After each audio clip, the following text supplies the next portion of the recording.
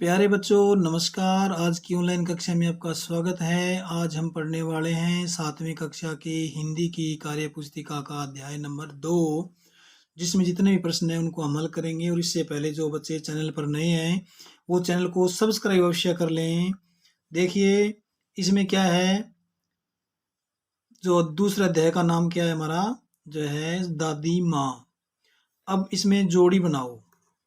कैसे बनाओ? जैसे इसमें दिखाया है दादा दादी चाचा चाची। अब नाना नानी मामा मामी पापा मम्मी ताऊ ताई। ये इस प्रकार से जोड़े बनाने थे, मैंने जो बना के इसमें दिखाए हैं। अब देखिए इसका प्रश्न नंबर 2। सोचो और लिखो। दादा नाचे तो दादी भी नाची। अब देखो बोली, यहाँ लिखा है चाचा और यहाँ बोली, तो चाचा का जो स्त्रीलिंग क्या होगा? चाची। अब चाची बोली, चाचा क्या है? चाचा के साथ क्या आएगा फिर? बोले। पुल्लिंग में बोले होता है, स्त्रीलिंग में बोली होती है। आपको ये सिखाने के लिए दिया गया है। आए, आगे मम्मी, तो मामा आए मम्मी आई। मम्मी स्त्रीलिंग थे इसलिए आई, और मामा आए ये पुल्लिंग है। मोशा लाए, अब लाई, तो इसमें क्या आएगा? मोसी, मोसी लाई। नाना हंसे, नानी हंसी। ठीक है, इस प्रकार से करना था ये। इसमें लिंग का परिचय जो है दिया गया है, लिंग की पहचान करनी, उसके अनुसार शब्द बनाने।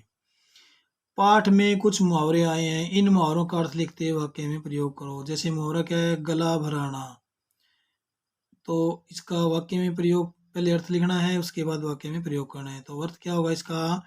भावातिरेक के कारण गले की आवाज न निकलना। जब आदमी भावुक हो जाता है ज्यादा तो उसके गले की आवाज नहीं निकलती, उसको कहते हैं गला भराना। यानी अनअपेक्षित सम्मान पाकर उसका गला भर आया, उसको अपेक्षा नहीं थी कितना सम्मान उसको मिल जाएगा। आगे है ख में, आंखों में शर्म आना, यानी शर्म करना या लज्जा आना। वाक्य में प्रयोग, जब बच्चों के बुरे आचरण को देखकर शिक्षक ने समझाया तब बच्चों की आंखों में शर्म आ गई। यानी बच्चे जो है लज्जा करने लगे, उनको शर्म आई कि ऐसा हमें आचरण करना नहीं चाहिए था। इसके बाद देखिए गए में क्या बताना है हमें, कि नाक रगड़ना। नाक रगड़ना का होता है माफी मांगना, कि अपनी गलती का एहसास होने पर राम ने अपने पिता के सामने नाक रगड़ी, यानी पिता से उसने क्या किया? माफी मांगी। अब इसके बाद अगला देखिए, आगे प्रश्न में जो है बताया गया है कि देखिए निम्नांकित चित्रों को देखकर कविता की पंक्तियां पूरी करें। देखो ये क्या है, 2-3 आदमी बैठे हुए दिखाई दिए हैं, उसके सामने आग जल रही है। यानी कि ये जो मौसम है सर्दी जो है से सर्दी के मौसम का चित्र है। लिखा क्या हुआ है कि खूब मजे में है मौसम के तो, खूब मजे हैं मौसम के तो, जो जी चाहे कर सकता है, जी चाहे तो सर्दी लाकर। अब खालिस्तान दिया है, हमें कंपा सकता है, हमें कंपा सकता है, कंपा सकता है।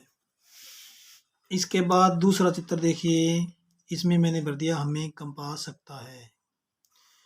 इसमें पौधा है, उसके जो है पत्ते गिरे हुए हैं। अब इसके बारे में, जी चाहे तो फूल खिलाकर धरती खूब सजा सकता है। अब खिला कर सजा सकता है, उसके बाद इसमें पत्ते गिराए हैं, तो हमने आगे क्या लिखा है मैंने, जी चाहे तो पत्ते गिराकर वृक्ष बदसूरत बना सकता है। तो आप भी ऐसा लिख सकते हैं। इसके बाद देखिए अगला जो चित्र है वो वर्षा ऋतु का है। जी चाहे तो वर्षा लाकर फसलें खूब उगा सकता है, जी चाहे तो न बरस कर फसलें सभी सुखा सकता है। ये आगे मैंने इसको पूरा किया।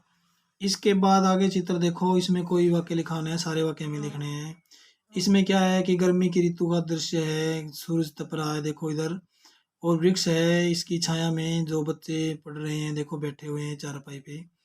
तो इसका क्या लिखा, जी चाहे तो गर्मी लाकर गर्मी से सबको तपा सकता है, जी चाहे तो पेड़ पर पत्ते लगाकर छांव से सबको शीतल कर सकता है। ये कविता को मैंने इस प्रकार से पूर्ण किया है। आपके मन में इस इन चित्रों के प्रति इन चित्रों के प्रति कोई नया विचार आता है तो आप उसमें नई कविता भी कोई और लिख सकते हैं। तो आपको इस प्रकार से लिखनी है। इसके बाद देखिए, अब इसमें जो है ख भाग, इसमें क्या दिया हुआ है, अब एक चित्र तुम बनाओ और उस पर कविता लिखो। यहाँ आप चित्र बना देना, मैंने क्या कविता लिखी है वो आप पढ़ो। बच्चे दिल के सच्चे, सबको प्यारे लगते बच्चे, हंसते मुस्कुराते बच्चे, अपनी ही दुनिया में खोए रहते। दौड़ भाग उछल कूद करते बच्चे, सबको प्यारे लगते बच्चे। तोतली बोली बोल बोल कर, सबको अपना बना लेते बच्चे, ना किसी से बैर रखते बच्चे, सबके साथ घुल मिल जाते बच्चे हैं। अपनी बात मनवानी है तो, अपनी बात मनवानी हो तो, रो दे बच्चे, रो देते हैं, रो देते बच्चे, सबको प्यारे लगते। ये छोटी सी कविता मैंने इसमें लिखी बच्चों के ऊपर। आप यहाँ जो है, जो खालिस्तान दिया हुआ है, यहाँ पर बच्चों, जो मासूम या किसी भी बच्चे की आप इसमें चित्र बना सकते हैं। तो बच्चे के ऊपर ये कविता हो गई, चित्र हो गया। आगे देखिए प्रश्न नंबर 5, इसमें क्या दिखाया गया है। नीचे लिखी कहानी को ध्यान से पढ़ना है कि हल्कू ने आकर स्त्री से कहा, सहना आया है, लाओ जो रुपए रखे हैं उसे दे दूं, किसी तरह गला तो छूटे। मुन्नी झाड़ू लगा रही थी, पीछे फिर कर बोली, 3 ही तो रुपए हैं, दे दोगे तो कम्बल कहाँ से आवेगा, माघ पूस की रात कैसे कटेगी, उससे कह दो फसल होंगी, फसल होगी, रुपए दे देंगे, अभी नहीं। हल्कू चुप रहा, मुन्नी ठीक ही तो कह रही है, बिना कंबल के पूस की कड़राती सर्दी कैसे कटेगी। मगर वह मानेगा नहीं, गुड़कियां देगा, गालियां देगा। यह सोचकर वह स्त्री की खुशामद करके बोला, ला दे दूं, गला तो छूटे, कंबल के लिए कोई दूसरा उपाय सोचूंगा। मुन्नी उसके पास से दूर हट गई। वह आंखें तरेरती हुई बोली, कर चुके तुम उपाय, जरा सुनूं तो कौन सा उपाय करोगे, कोई खैरात दे देगा क्या। मैं कहती हूँ तुम क्यों नहीं खेती छोड़ देते, मर मर काम करो, उपज हो तो उससे उधार चुकाओ। चलो छुट्टी हुई, जैसे उधार लेने ही के लिए हमारा जन्म हुआ है, नौकरी क्यों नहीं करते, ऐसी खेती से बाज आई, मैं रुपए नहीं दूंगी, नहीं दूंगी, नहीं दूंगी। ये एक छोटी सी कहानी है, जो एक किसान जो है उसकी जो है एक गरीब की हालत है, किसान की गरीबी इसमें दिखाई गई है कि किस प्रकार से किसान बेचारा जो है कर्जा लेकर लेकर के अपना कार्य करता है, और जब उसकी फसल नष्ट हो जाती है तो उसका जो कर्जा चुकाना बड़ा मुश्किल हो जाता है। तो प्यारे बच्चों, आपको खूब पढ़ना है, मेहनत करनी है और बढ़िया बढ़िया नौकरी आपको लगना है, जिससे आपके घर की जो स्थिति है वो और ज़्यादा सुधर जाए। अच्छी है तो और ज़्यादा अच्छी हो जाए, थोड़ी कमज़ोर है तो ठीक हो जाए, अच्छी हो जाए। तो इसके आगे जो हम प्रश्न है वो क्या है वो देखते हैं।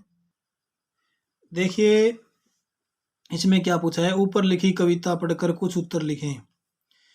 अब तुम इन उत्तरों के लिए प्रश्न बनाओ। ये उत्तर लिखे हुए हैं और आपको क्या करना है, प्रश्न बनाने हैं। प्रश्न बनाना भी एक कला है।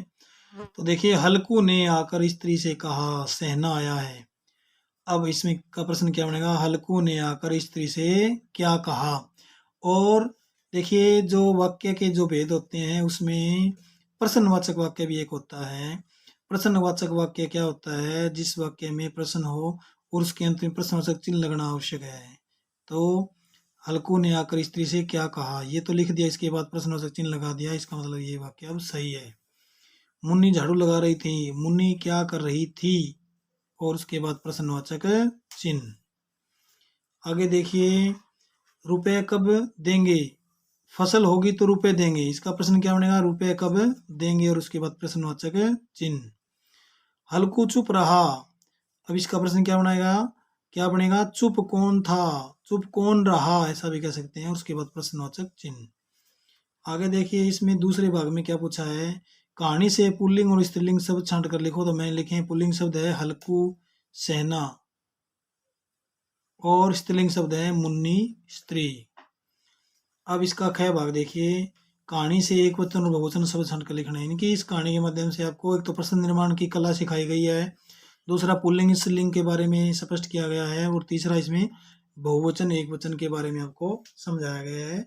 तो हल्कू देखो एक व्यक्ति है तो इसलिए एक वचन है, स्त्री एक अकेली महिला है तो वो एक वचन है, मुन्नी अकेली है तो वो एक वचन है, कंबल एक ही कंबल है तो एक वचन है, झाड़ू भी एक है तो एक वचन है। यानी जिसमें जिस शब्द से हमें एक संख्या का ज्ञान होता हो वो एक वचन होती है, और एक से अधिक संख्या का ज्ञान होता हो हमें उसे बहुवचन कहेंगे, जैसे घुड़कियाँ, आंखें, रुपए, हमारा आदि। ठीक है, इसी के साथ आज का ये कार्य हमारा समाप्त हुआ। आगे की कक्षा में हम तीसरा अध्याय जो है हल करेंगे। धन्यवाद।